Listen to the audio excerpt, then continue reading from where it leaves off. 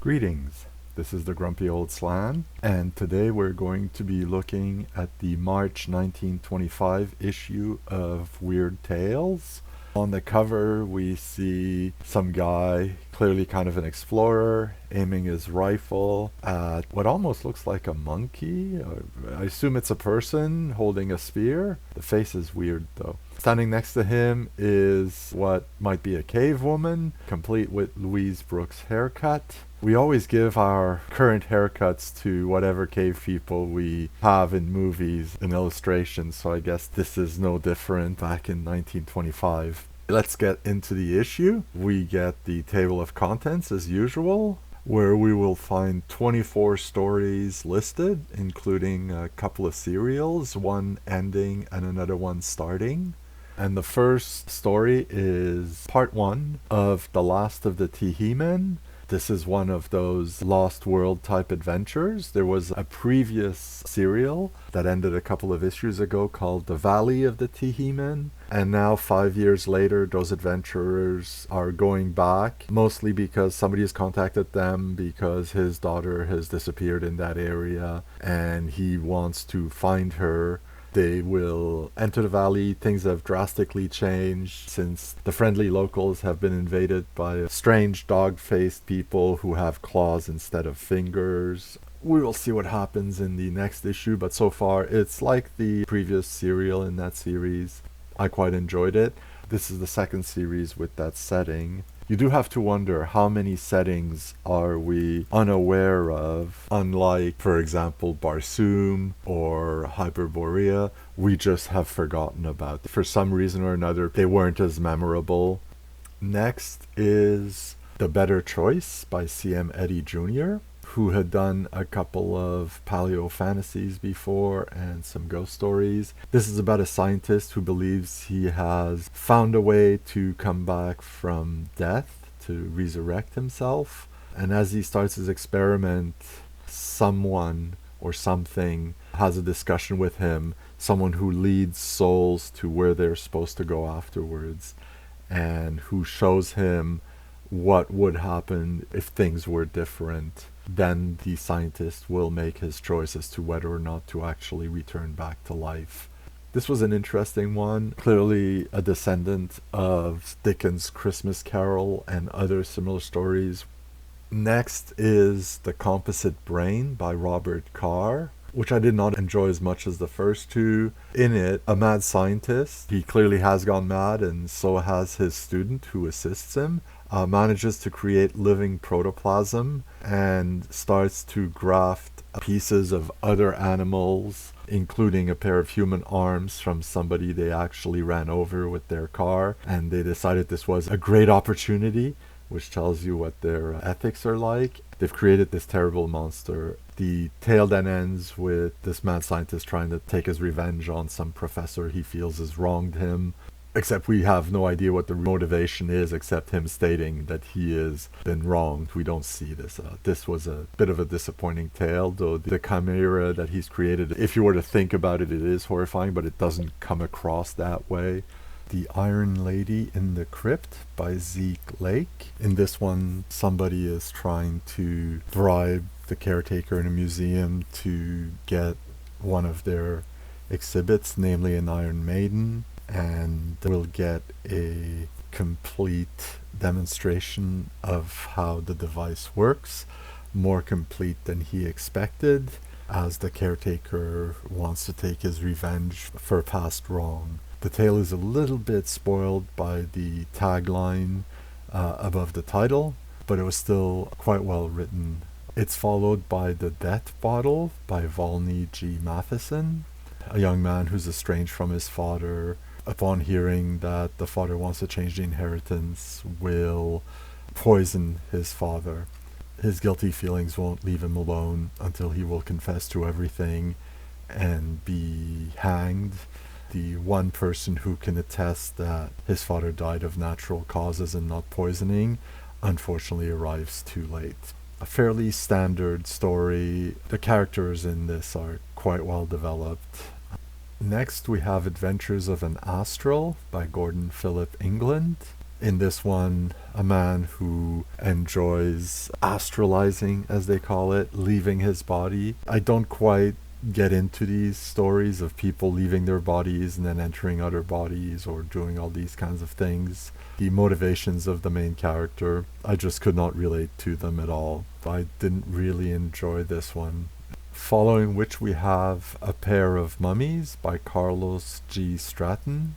A man will be told the tale of two lovers in distant Babylonia by someone who claims to be the reincarnation of one of the people who is mummified. He has just stolen those two mummies from the British Museum. A fun story, though the ending left a little bit to be desired in my mind. Next is The Flaming Eyes by Fletcher R. Milton. This one's about an archaeologist. He's somewhere in New Mexico.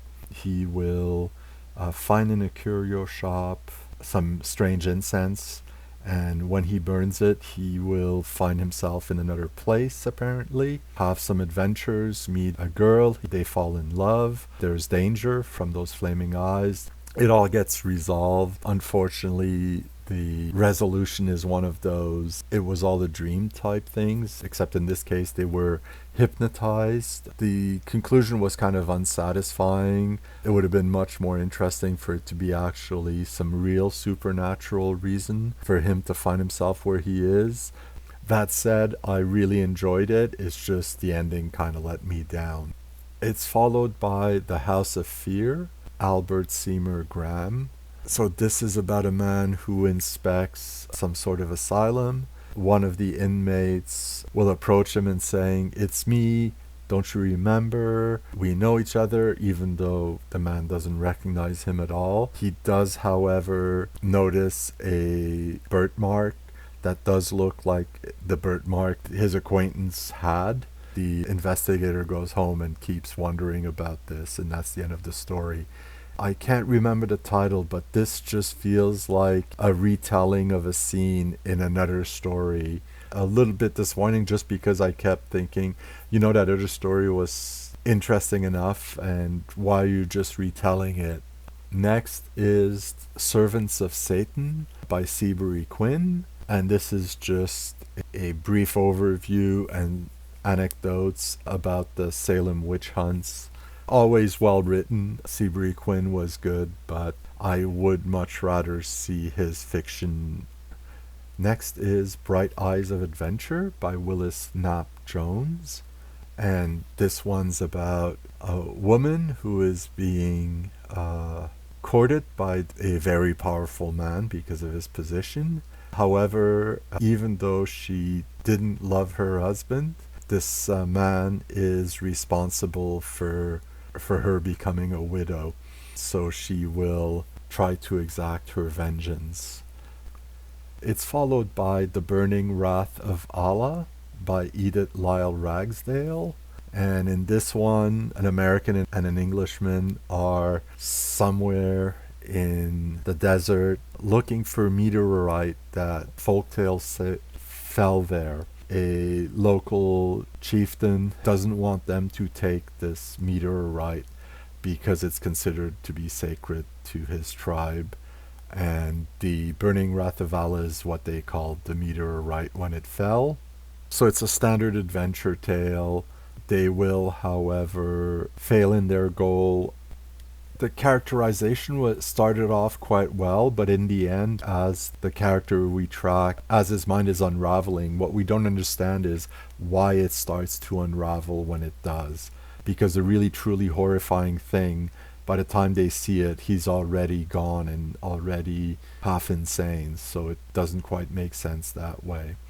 Next is The Thin Match by Henry S. Whitehead. And this is one of those stories of an inanimate object, in this case a match, and it's all about how the match was manufactured and put in a box, and the box passes from person to person. Slowly the matches in it are depleted, up until the end when the titular thin match is the last one in the box, That was a fun little story. I quite liked it. It's part of a long tradition of stories of inanimate object being given personality and motivation. And it's followed by Desert of the Dead by Arthur J. Burks. I've already said I really don't like this writer's stuff, so I didn't read it. I can't tell you anything about it.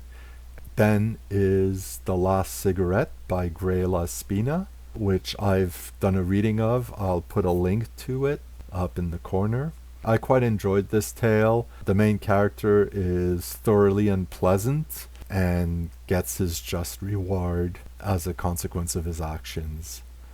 The Weird Green Eyes of Sari by Margaret McBride Haas is the tale of a young man who, while a girl in his village is quite enamored with him, he will fall for a woman who recently arrived in town and is quite different and mysterious in some ways. She has those green eyes. It will turn out she is a mermaid of some sort. She will leave, and while the man is heartbroken, the girl who's in love with him will eventually save him, both physically but also emotionally, and they will end up getting married. It was quite a fine tale, this one. A Gaddaan Alad, I'm not sure how to say this, by George Ballard Bowers. I didn't really like the previous story by this author with the cringeworthy title. This one is about a rather double murder.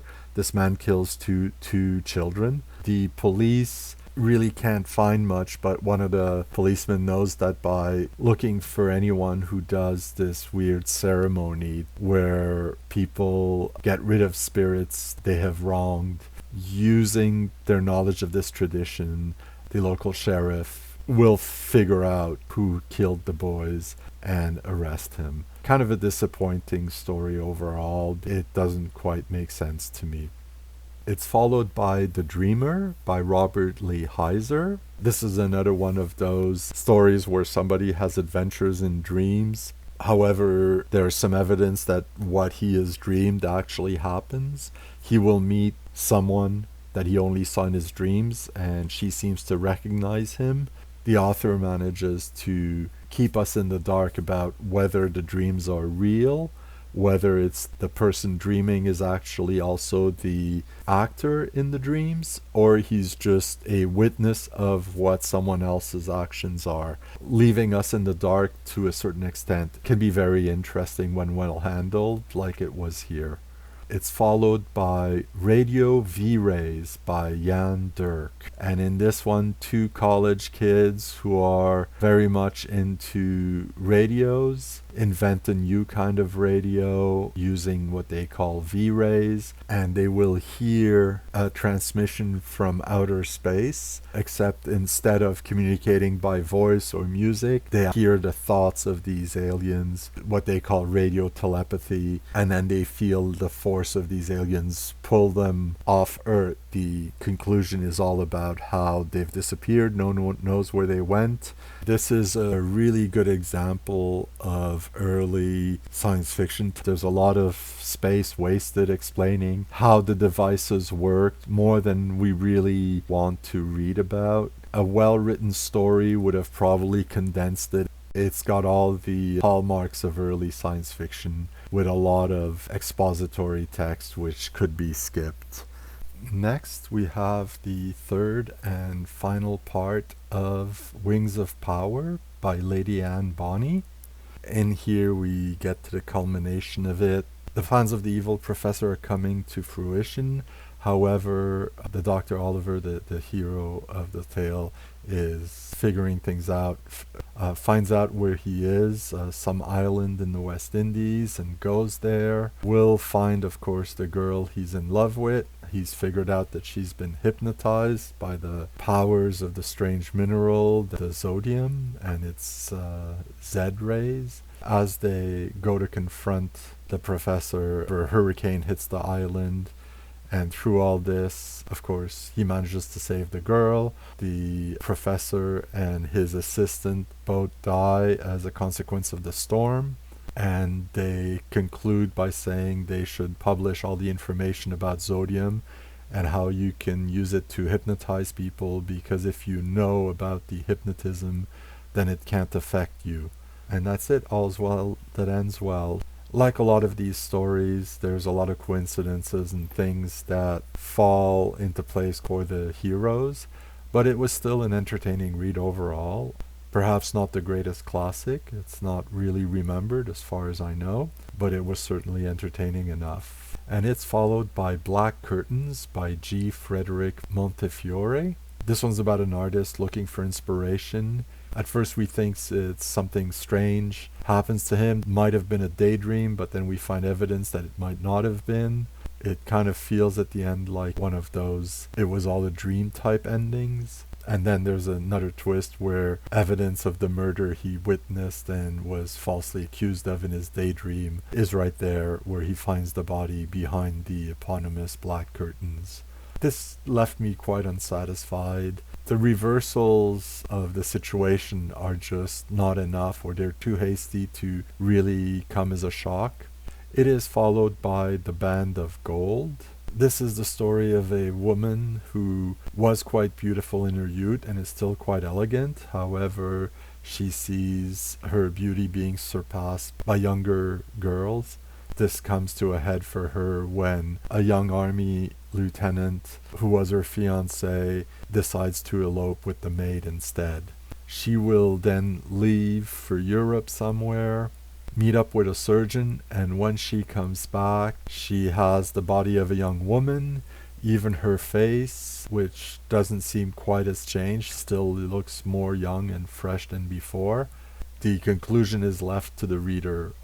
This was an okay story, more told by implication than anything else, followed by The Eerie, one that focuses on feedback from the readers. Some mention their favorite stories. They also spend a little bit of time teasing what will be coming in future issues. More adventure, more horror, more electrical fiction as they call it, what we would today call science fiction. Not much else of interest in this one. And again, we have a few stories in the back of the magazine. The first one being The Dane by Samuel M. Sargent Jr. This is about two men who take refuge in the cabin of an old hermit who everybody is a little bit scared of. The old man is quite scarred. He tells the story of how he was disfigured by a Great Dane. As he tells the story, noise that's from outside keeps interrupting them. The last line is like, "What was that? Was it a dog howling?" The story never quite manages to get the suspense going properly. The constant interruptions of noise outside, unsubstantiated in any way, don't actually help build the suspense. Then we also have 7 Men in a Tank by John H. Green. This is about a sheriff who is called on the scene of an oil field where 7 bodies are found in an oil tank. There's nothing to identify the bodies, and it's a bit of a mystery where they're from. Then we come to find out that same sheriff is actually responsible for this. He'd arrested 7 young lads who were caught gambling. Having no place to hold them, decided to just put them in the tank, thinking no one's going to be using this tank for a while. And then it got filled up the very next day before you could go and get them. And the tale ends with the sheriff not being able to live with his guilt to do away with himself. This feels like a first draft of the story. The first part is well written, the second part is well enough written, but the bridge between them just feels awkward and like a break in the middle of the story. I get the feeling that these end of the magazine stories that are put in between the advertising are from beginning writers or subpar stories that maybe the magazine paid less for and so don't want to highlight too much, but they do want to fill their 196 pages of content. This has been the Grumpy Old Slan, looking at the March 1925 issue of Weird Tales, and I'll see you next time.